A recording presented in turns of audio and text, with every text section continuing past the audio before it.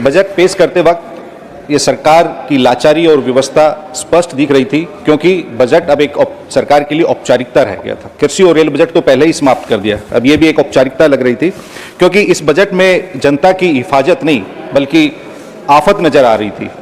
यह बजट आम आदमी और गरीबों पर बहार है, मार है और अमीरों के लिए उपहार है। महोदय, मैं ये क्यों कह रहा हूं? क्योंकि चुनाव से पूर्व सरकार की तरफ से बड़े बड़े आसमानी वादे किए गए, लोगों को लालच और डर दोनों दिखाया गया। लालच 2 करोड़ नौकरियां, 15 लाख रुपए, और डर कि आपका मंगलसूत्र छीन लिया जाएगा। आज सोना चांदी का क्या भाव है तो सबको पता है कि मंगलसूत्र कौन छीन रहा है।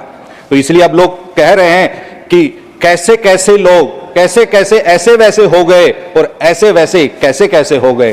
तो महोदय, यह बजट लबोलुबाब यह है कि यह बजट आम आदमी की आमदनी घटाने वाला और समस्या बढ़ाने वाला बजट है। इस बजट में महोदय, मैं देख रहा था, इस बजट को 2 बार पढ़ा है, 2 बार। सब जानते हैं हमारा देश युवाओं का, किसानों का, नौजवानों का, ग्रामीणों का देश है। बेरोजगारी देश में चरम पर है। इस पूरे बजट में नौकरी शब्द सिर्फ 2 बार है। इतनी अधिक बेरोजगारी होने के बावजूद भी 2 बार युवाओं के लिए नौकरी का जिक्र किया गया है। तो जब अगर इस सरकार गांव, गरीब, ग्रामीण, किसान, नौजवान, युवा, महिला, अल्पसंख्यक, पिछड़े, दलित अगर इस सरकार के शब्दकोश में ही नहीं है तो इस सरकार की नीति, नियति, निर्णय और इनकी प्राथमिकताओं में कहां से होंगे।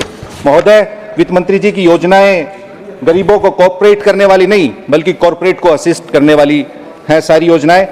सच तो यह है कि इस देश के 20 लोग ही इस देश की अर्थव्यवस्था को डिफाइन कर रहे हैं, बाकी सभी देशवासी इस सरकार की कुनीतियों का फाइन भर रहे हैं।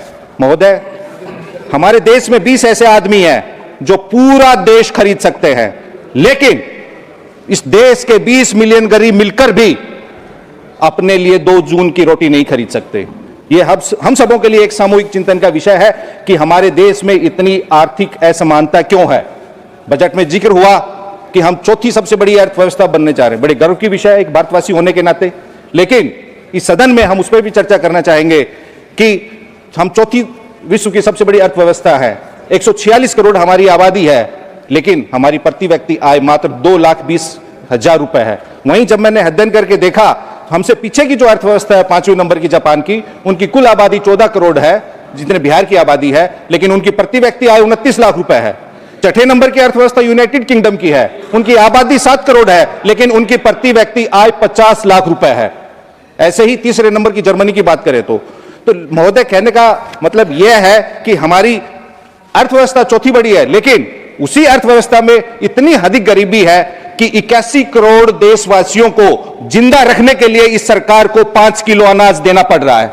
क्या हमें ऐसी 4थी अर्थव्यवस्था चाहिए जहां आय की इतनी अधिक असमानता हो कि 10% जो शीर्ष लोग हैं उनके पास राष्ट्रीय आय का 58% है, और जो टॉप 1 शीर्ष के 1% अमीर लोग हैं उनके पास राष्ट्रीय संपत्ति का 40% है।